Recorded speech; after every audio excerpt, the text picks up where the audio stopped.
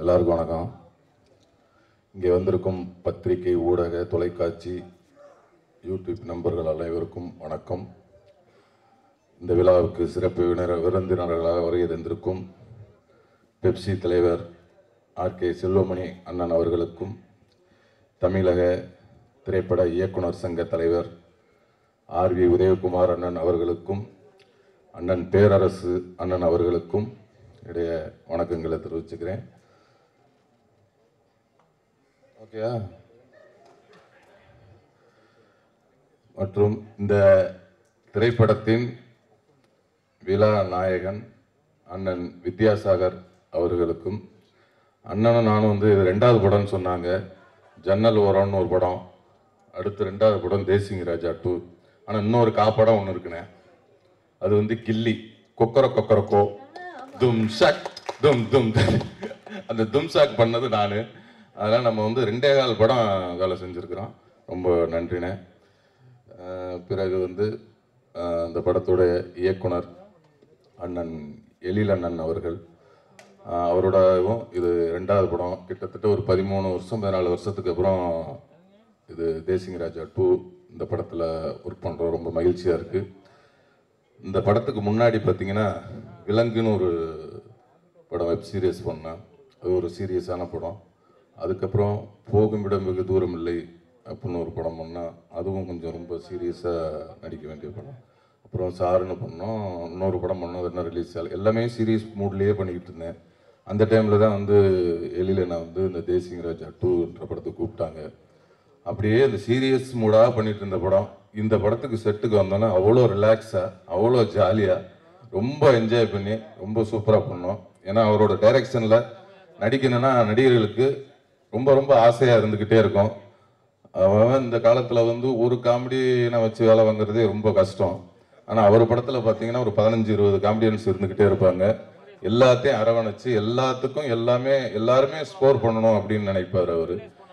நீ மட்டும்தான் ஸ்கோர் பண்ணணும், நீ பண்ணக்கூடாது, நீ புதுசு, நீ பழசு, அந்த பாகுபாடெல்லாம் எல்லாமே நடிக்கிற எல்லாத்துக்கும் சமமாக அந்த இது போய் சேரணும் அப்படின்னு நினைக்கிறதுல ரொம்ப அருமையாக அதெல்லாம் எல்லாத்தையுமே பார்த்துக்குவார். ஒரு பெரிய நடிகர், சின்ன நடிகர் அப்படிங்கிற வேறுபாடு எல்லாமே எல்லாத்தையும் ஒரே மாதிரி பார்த்துக்குவார் அண்ணன். அண்ணனோட இது 25வது ஆண்டு.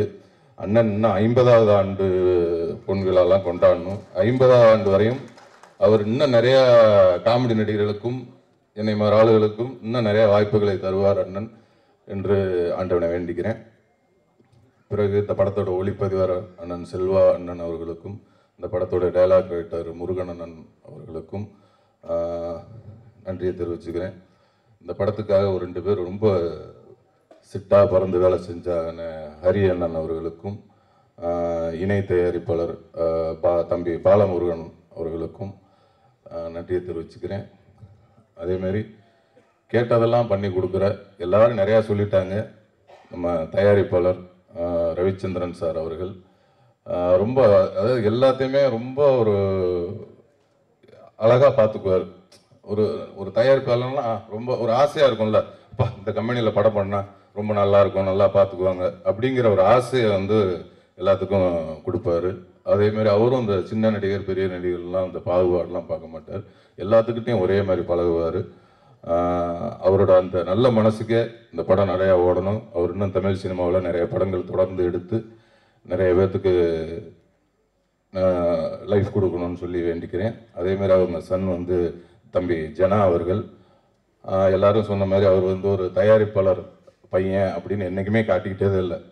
நிறைய பேர் விருதமாக பிடிச்சி அப்படியா அப்படின்னு இப்போ படம் முடிகிற அன்னைக்கு தான் நிறைய பேருக்கு ஒரு ப்ரொடியூசர் பையனே தெரியும்.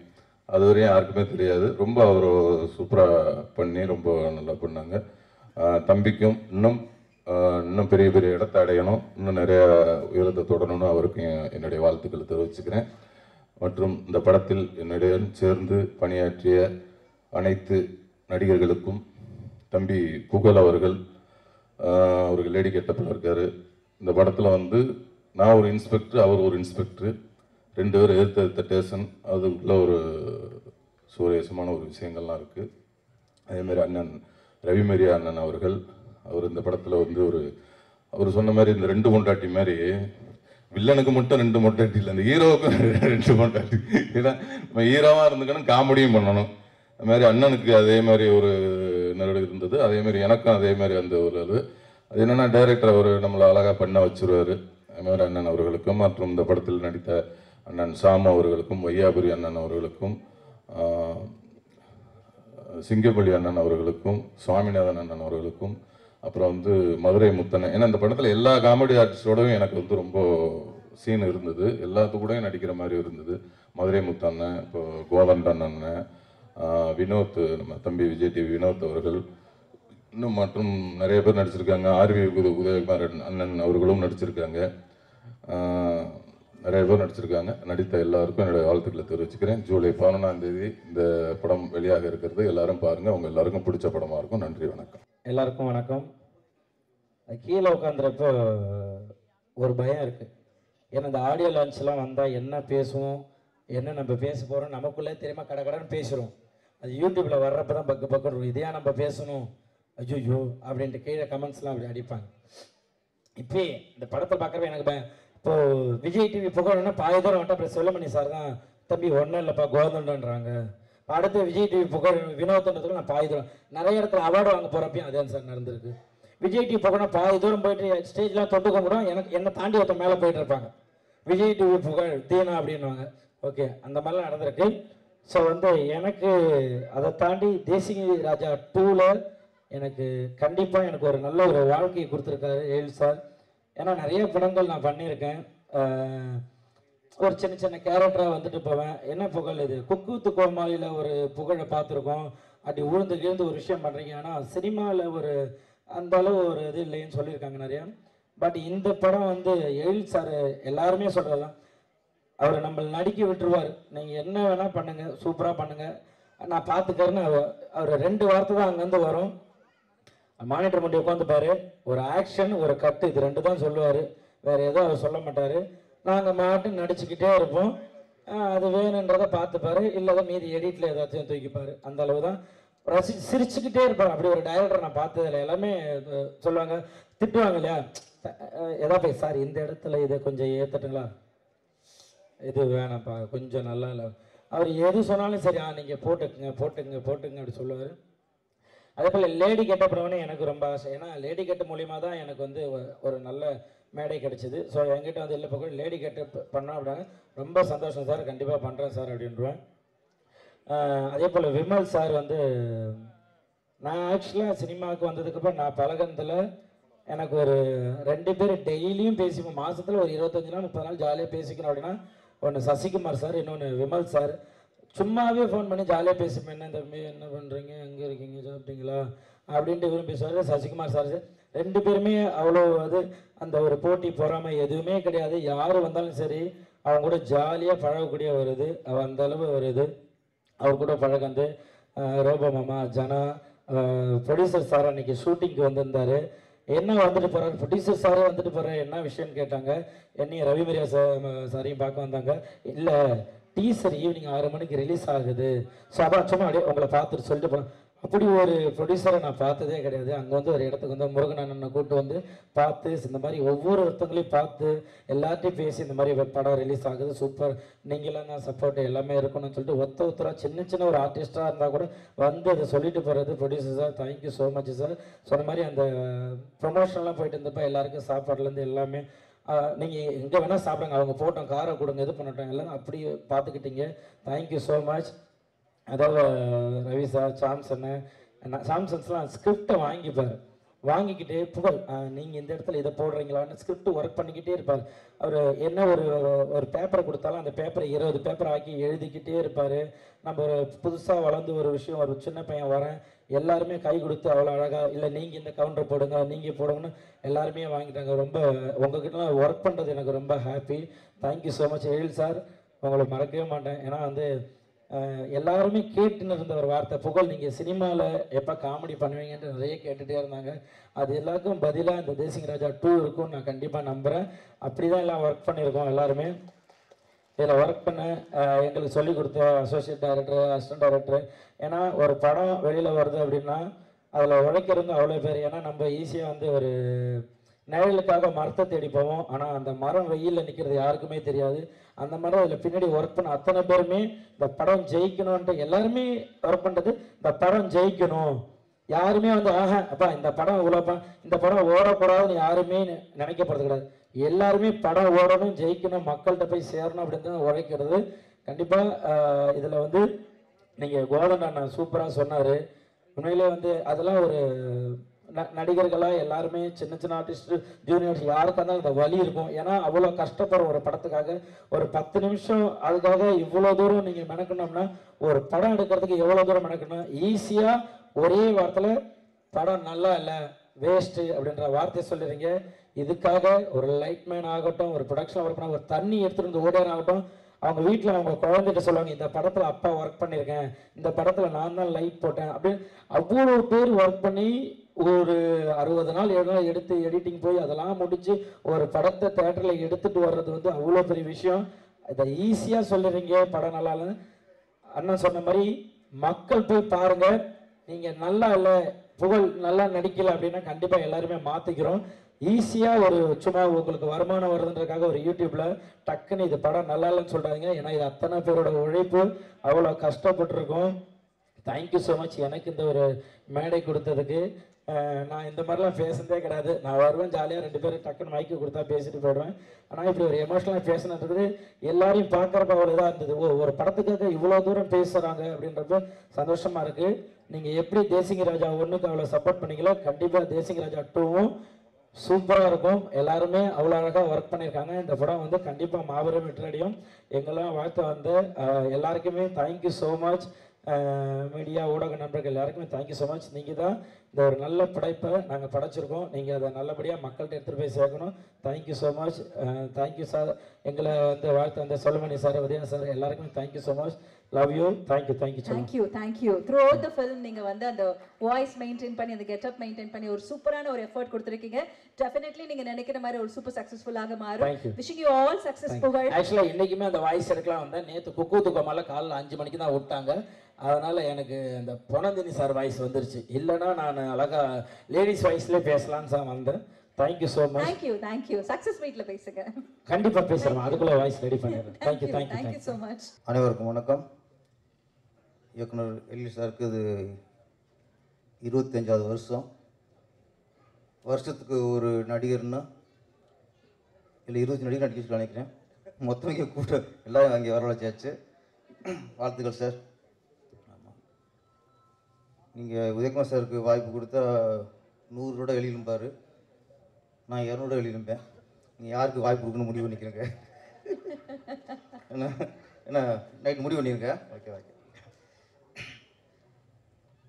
அப்புறம் உதயகுமார் சார் சொல்லும்போது நம்ம ஹீரோ விமலில் வந்து விஜயகாந்த் மாதிரி பார்க்குறேன்னாரு. அப்போ எனக்கு 80% தான் கொஞ்சம் தோணுச்சு. ஸ்டேஜுக்கு வந்தார், கேப்டன் விஜயகாந்த் மாதிரியே வேஷ்டி சட்டை, வெள்ளை வேஷ்டி வெள்ளை சட்டை 100% நீங்கள் விஜயகாந்த் சார். எலிமையிலும் சரி காஸ்டியூம்லும் சரி. அப்போ எப்பவும் போல் எனக்கு 9 மணிக்கு மைக்கை கொடுத்துட்டாங்க. இருந்தாலும் இன்றைக்கி டைம் ஆயிடுச்சு. மொத்த குழுவுக்கும் என்னுடைய வாழ்த்துக்கள். வித்தியாச டிஎஸ்ஐ இன்றைக்கி இந்த நாயகன் அவர் வந்து மெலோடி கிங்கும். இங்கே அவர் எல்லாத்துலேயுமே கிங். அவர் குத்துலையும் கிங்கு, கெத்துலையும் கிங்கு, பில்டப் சாங்லையும் கிங்கு, ஹீரோஸ் சாங்லையும் கிங்கு, எல்லாத்துலேயும் கிங்கு. என்னை கெட்டது அவர் தான். நான் திருப்பாச்சி கமிட் ஆயிடுச்சு. கமிட்டியாக ஸ்கிரிப்ட் ஒர்க் போயிட்டுருக்கு. அப்போ டிவிலாம் போய்கிட்டுருக்கு. அவர் சாங் மெலோடி சாங் போட்டுருக்கோம். அடடா திருடா அடடா திருடா அவசரம் வேணா பொறுத்துக்கணும். இந்த அழகான ஒரு மெலோடி போட்டு ஓகே பண்ணியாச்சு. மறுநாள் ஷூட்டிங் போகிறேன். இப்போ கிளி ஷூட்டிங் போய்கிட்டு இருக்கு. இப்போ விஜய் சார் பக்கம் போனேன்.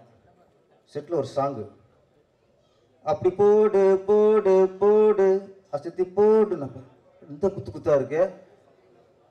நம்ம வெளியில் மெலோடி சரிவிட்டு வராது. அதை தூக்கி வச்சுட்டு தான் அப்போ பண்ண தப்பில் அத்தப்பத்தை வெத்தலை விளைஞ்சிருக்குடா. என்னை குத்துப்பாட்டை இயக்குனர் ஆக்கினது அவர் தான். அது மாதிரி எதிரும் புதிரும் அதில் நான் கோ டைரக்டரு. தரணி தான் டைரக்டரு, ஹரி சார் தான் மிஸ்டர் டைரக்டர். நீ ட்ரெண்டிங்கில் இருக்குல்ல, தொட்டு தொட்டு பேசும் சுல்தானா, அவரோட சாங் தான் அது. அந்த சாங்கில் ஃபஸ்ட்டு நீங்கள் டியூன் போடும்போது சிம்ரன் இல்லை, கரெக்டாக இல்லை. அது நெப்போலியனுக்கும் அவங்கள ஒரு நர்ஸு கூட இருப்பாங்க. அந்த நர்ஸோட பாயிண்ட் ஆஃப்ல சாங்கை கேட்டோம். சூப்பர் சாங்கு, ரொம்ப நல்லா இருக்கு. அது நெப்போலியனுக்கு நடக்க முடியாது. இதில் அவர் வச்சு என்ன பண்ணுறது, யாரோ ஒரு பொண்ணு ஆட வச்சு சாங்கு இதாயிருமோன்ட்டு அதுக்கப்புறம் தான் அந்த சாங் நல்ல சாங்கு வேஸ்ட்டாக போயிடக்கூடாதுன்ட்டு சிம்ரனை ஆட வச்சோம் கெஸ்ட்டாக. இன்றைக்கி ட்ரெண்டிங்கில் போச்சு. அதனால் பல வகையில் அவர் பெரிய ஹீரோ. எழில் சார், நான் அவரை பார்க்கும்போதெல்லாம் ஒரு டேரக்டரை பார்க்க மாட்டேன், வியப்பாக பார்ப்பேன்.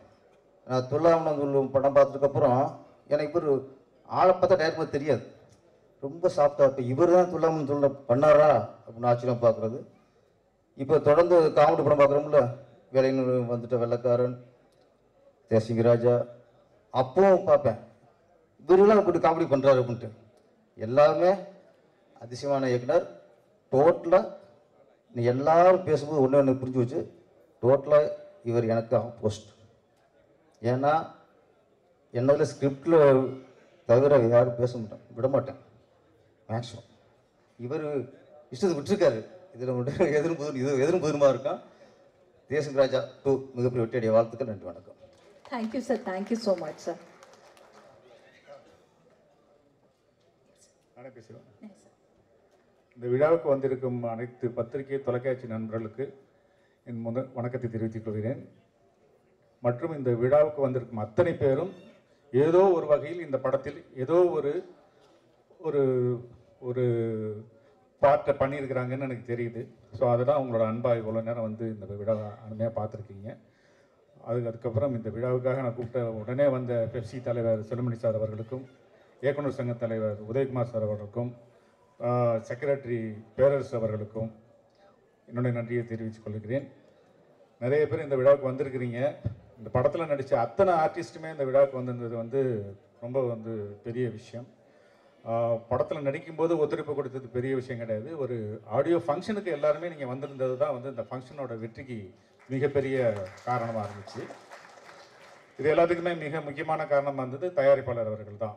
ஏன்னா ஒரு படத்தை பண்ணோம், முடிஞ்சிச்சு, இது எப்படி ரிலீஸ் பண்ணாலும் அவருக்கு வந்து பெரிய விஷயம் கிடையாது. ஒரு காமெடி படத்துக்கான ஒரு விஷயம் வந்துடும். பட் அது இல்லாமல் அந்த படத்தை நேசித்து நான் வந்து விட்டுட்டு அடுத்த ஸ்கிரிப்டுக்கு போயிட்டேன் நான். பட் வந்து சார் வந்து இந்த படத்துலேயே கிடக்கிறாரு. ப்ரொடியூசர் வந்து எங்கேயுமே போகிறது கிடையாது. என்ன நடக்குதுன்னு சொன்னால் எனக்கே பயமாக இருக்கும். எடிட்டிங்கு, ட்ரைலரு, டீசரு, இது எல்லாமே அவங்க தான் பண்ணாங்க. பட் நல்லா பண்ணியிருக்காங்க, நல்ல குவாலிட்டியில் பண்ணியிருக்காங்க. முருகன் இருந்தார் கூட. ஸோ அவர் அந்த ஒரு சினிமாவை நேசிக்கிறவங்க தான் வந்து இது வந்து பண்ண முடியும். ஸோ அந்த மாதிரி ஒரு நேசிக்கக்கூடிய ஒரு தயாரிப்பாளர் எனக்கு கிடச்சிருக்காரு. அவர் தொடர்ந்து இந்த இண்டஸ்ட்ரியில் இருக்கணும், நிறைய படங்கள் பண்ணணும். இந்த தருணத்துல தயாரிப்பாளர் அவர்களை மேடைக்கு கூப்பிட்டுலாமா சார்? கண்டிப்பா. தயாரிப்பாளர் ரவிச்சந்திரன் சார் அவர்களை அன்புடன் மேடைக்கு அழைக்கிறோம்.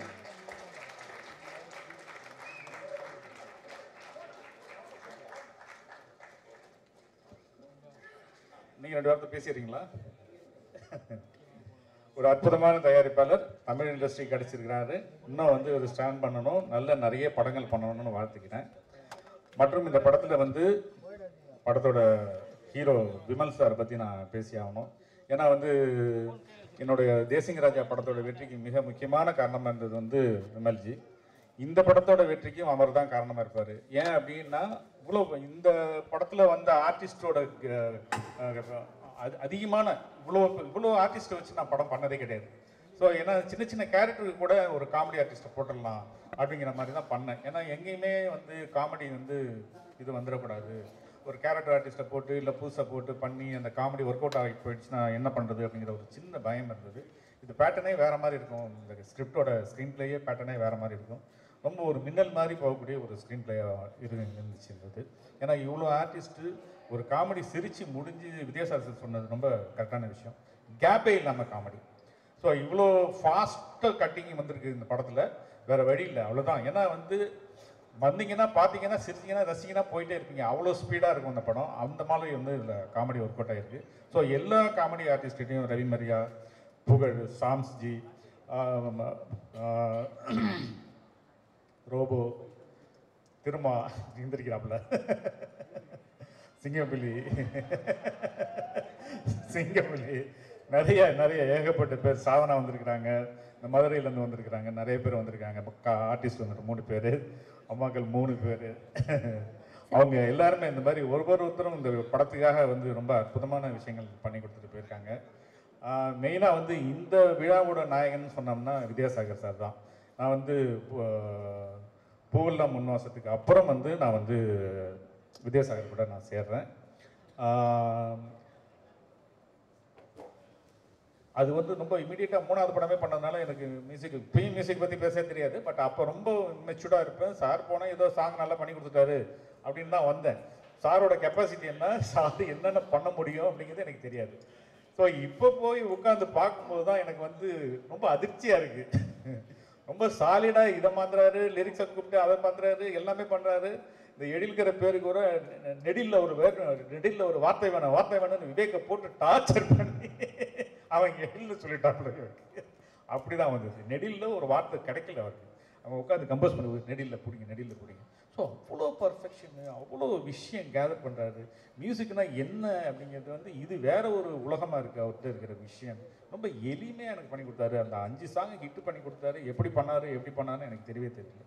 ரொம்ப சாதாரணமாக அசால்ட்டாக பண்ணி கொடுத்தாரு. Thank you sir. அந்த படம் மிகப்பெரிய வெற்றி அடையுதுன்னா அதுக்கு வித்யாசாகர் தான் மிக மிக மிக முக்கியமான ஒரு காரணம். சார் பத்தி பேசிட்டு இருக்கும்போது நம்ம க்ரூவையும் கூப்பிட்டு இந்த ஆடியோ ரிலீஸ் பண்ணுங்க. நிச்சயமாக நமக்கு விழாவின் நாயகர் திரு வித்யாசாகர் சார் அவர்களை அன்புடன் மேடைக்கு அழைக்கிறோம். தேசிகராஜா 2 திரைப்படத்தின் ஹீரோ திரு விமல் அவர்களை அன்புடன் மேடைக்கு அழைக்கிறோம். திரு ஜனா அவர்களை அன்புடன் மேடைக்கு அழைக்கிறோம். ரவி மரியா சார் மற்றும் வந்திருக்கக்கூடிய சிறப்பு விருந்தினர்கள், தேசிகராஜா 2 திரைப்படத்தின் குழுவினர் அனைவரையும் அன்புடன் மேடைக்கு அழைக்கிறோம். இந்த படத்துல சாரோட சன் ஜனா பண்ணியிருக்காப்புல. எல்லாருமே அவரை பத்தி நிறைய சொல்லியிருக்காங்க. நிச்சயமா இப்போ நான் வந்து எதுவும் சொல்ல உள்ள வந்துட்டேன். ஒரு ரொம்ப எல்லாருமே சொன்னாங்க கடைசி நாள் ஷூட்டிங்கில் தான் இவர் வந்து ப்ரொடியூசரோட பையன் அப்படிங்கிறதே தெரிஞ்சிச்சு அப்படின்னு சொல்லி சொன்னாங்க. ஸோ அந்த மாதிரி ரொம்ப ஒரு பண்பான ஒரு பையன், ரொம்ப எளிமையான ஒரு பையன், ரொம்ப அற்புதமான ஒரு நடிகன். கண்டிப்பாக வந்து தமிழ் சினிமாவில் இறைவன் அவருக்கு ஒரு நல்ல ஒரு இடத்த கொடுப்பாருங்கிற நம்பிக்கை எனக்கு இருக்குது. வாழ்த்துக்கள் ஜனா.